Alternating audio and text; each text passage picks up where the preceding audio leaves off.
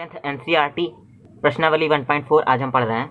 देखिए, मैंने आपको पिछली वीडियो में पहला सवाल बता दिया था, ठीक है। जो दूसरा सवाल है वो आपसे कह रहा है, ऊपर दिए गए प्रश्न में उन परिमेय संख्याओं के दशमलव प्रसारों को लिखिए जो शांत है, ठीक है। ऊपर दिया गया प्रश्न कौन सा है? पहला नंबर। पहले नंबर में देखिए बहुत सारे पार्ट हैं, ठीक है। तो कौन कौन शांत है उनको हमें दशमलव प्रसार में निकालना है। देखिए, मैंने आपको जो पहला पार्ट था उसका मैंने आपको दशमलव प्रसार करके दिखाया था। मैं दूसरा करके दिखाता हूँ। पहले का दूसरा पार्ट क्या दिया है? 17/8 हमने निकाला था कि ये शांत है। क्यों? क्योंकि हम इसको ऐसे लिख सकते हैं, 2 की पावर n के रूप में लिख सकते हैं, ठीक है। अब हम क्या करेंगे? 17 × 5 की पावर 3 अपॉन 2 की पावर 3 × 5 की पावर 3 ऐसे लिख देंगे, ठीक। अब हम क्या करेंगे? 17 × 125, ठीक, अपॉन में 2 × 5 10, यहाँ पावर 3 यहाँ पावर 3 क्या हो जाएगा? पावर 3, ठीक है ना, पावर 3 हो जाएगा। अब 17 × 125 कर लें। देखिए, गुणा करने पर आ गया हमारा 1825, ठीक। तो यहाँ लिख दें हम 1825 बटे 10 की पावर 3, ठीक। 10 की पावर 3 है, मतलब 1 2 3 यहाँ पॉइंट लग जाएगा तो हो जाएगा 1.825, ठीक। तो 17/8 का जो दशमलव प्रसार है वो कुछ इस प्रकार है, ठीक। ऐसे ही मैंने आपको पहले सवाल में बहुत सारे पार्ट समझाए थे और करने के लिए भी दिए थे, ठीक। जो उनमें से शांत होंगे आपको क्या करना है?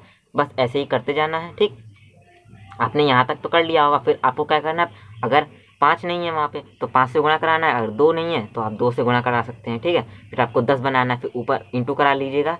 फिर जो संख्या आए अपॉन में 10 की पावर कुछ आएगा, ठीक। उसी हिसाब से आपको पॉइंट लगा देना है। बस आपका दूसरा जो सवाल है वो इतना ही है।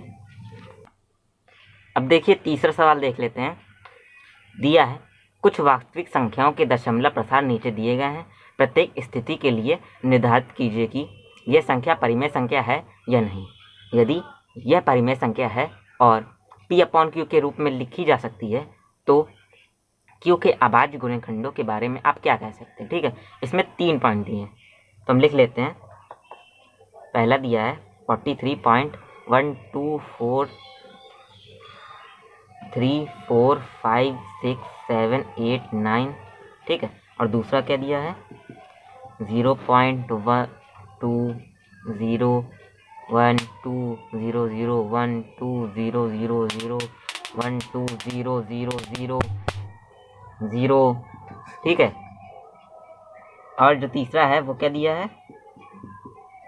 43.123456789, ठीक। इसके ऊपर ये लाइन खींचिए, इसको कहते हैं बार, ठीक है। हम पहले सवाल पहले आते हैं।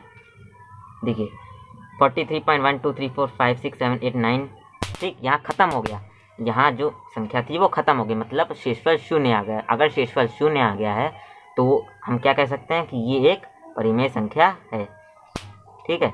शेषफल 0 आ गया है, इसका मतलब क्या है कि ये कैसा दशमलव प्रसार है? शांत दशमलव प्रसार।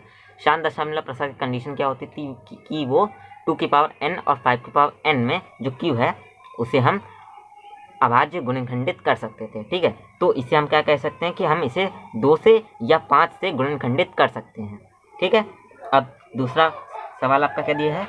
0.1201 0.120, ठीक है, 1200 12000 120000, ठीक है।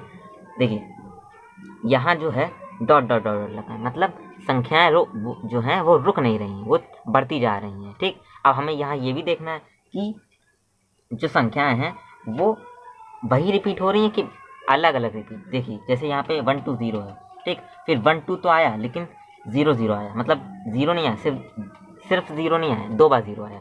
यहाँ देखिए, यहाँ 3 बार 0, या 4 बार 0, ऐसे फिर 5 6, मतलब अलग अलग संख्या है। मतलब संख्याएं जो है वो रिपीट नहीं हो रही। अगर संख्या रिपीट नहीं हो रही तो वो अशांत तो है, अशांत आवर्ती प्रसार है, क्योंकि यहाँ डॉट डॉट लगा है, मतलब बढ़ती जा रही है। शेषफल 0 नहीं आ रहा है, लेकिन वो अनवसानी अनावर्ती में आती हैं। तो ऐसी संख्या कैसी होती हैं, पी अपॉन क्यू के फॉर्म की नहीं होती हैं। पी अपॉन क्यूब क्या है, परिमेय संख्या, तो वो क्या हो जाएंगी, अपरिमेय संख्या। मतलब जो दूसरा वाला पार्ट है उसकी जो संख्याएं हैं, मतलब जो दिया है वो एक अपरिमेय संख्या है। ठीक, तो हम इसे पी अपॉन क्यू में लिख नहीं सकते, तो क्यू को हम अभाज्य गुणनखंडित नहीं कर सकते। ठीक है, तो हम तय लिख देंगे कि ये एक अपरिमेय संख्या है। तीसरा पॉइंट देख लीजिए, कह रहा है आपसे 43.123456789 वही दिया है, बस यहाँ पे बार लगा दिया। अब बार का मतलब क्या होता है, बार का मतलब ये होता है,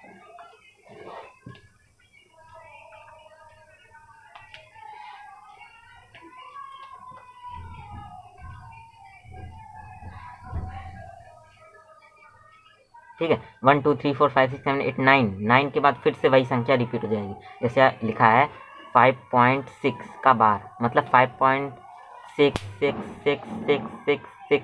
ठीक है, जैसे मैंने आपको बताया था कि 10/3 है। ठीक है, इसका क्या आएगा आंसर, 3.3 का बार, मतलब 3.3333। ठीक है, ऐसे चलती जाएंगी संख्याएं, रुकेंगी नहीं। वैसे ही यहाँ पे भी है। ठीक, मतलब संख्याएं खत्म नहीं हो रही हैं, शेषफल 0 नहीं आ रहा है, मतलब अपरिमेय संख्याएं हो सकती हैं, लेकिन हमें ये भी देखना होगा कि अनासानी आवर्ती की अनासानी अनावर्ती है। अनासानी आवर्ती है मतलब क्या है, परिमेय संख्याएं हैं। अनासानी अनावर्ती है मतलब क्या है, अपरिमेय संख्याएं। ठीक है, देखिए वही संख्या बार बार रिपीट हो रही है, मतलब क्या है कि अनासानी अनावर्ती है। अशांत दशमलव प्रसार के अंतर्गत अनासानी आवर्ती है। ठीक, तो अनासानी आवर्ती कैसी होती हैं, पी अपॉन क्यू के फॉर्म की होती हैं। ठीक, लेकिन यहाँ जो क्यू होता है वो 2 की पावर n, 5 की पावर m और उनके अतिरिक्त एक और संख्या के अभाज्य गुणनखंड के बराबर होता है। क्यू जो होता है वो 2 की पावर n और 5 की पावर m के गुणनखंड के बराबर से कटता है, गुणनखंडित होता है, लेकिन एक और संख्या से। ठीक है, एक और संख्या मान लीजिए x की पावर की, इससे x से भी, जहाँ x क्या है, पूर्णांक है, मतलब एक और इनके अतिरिक्त एक और संख्या से विभाजित होता है, तो उसे क्या कहते हैं, अनासानी आवर्ती।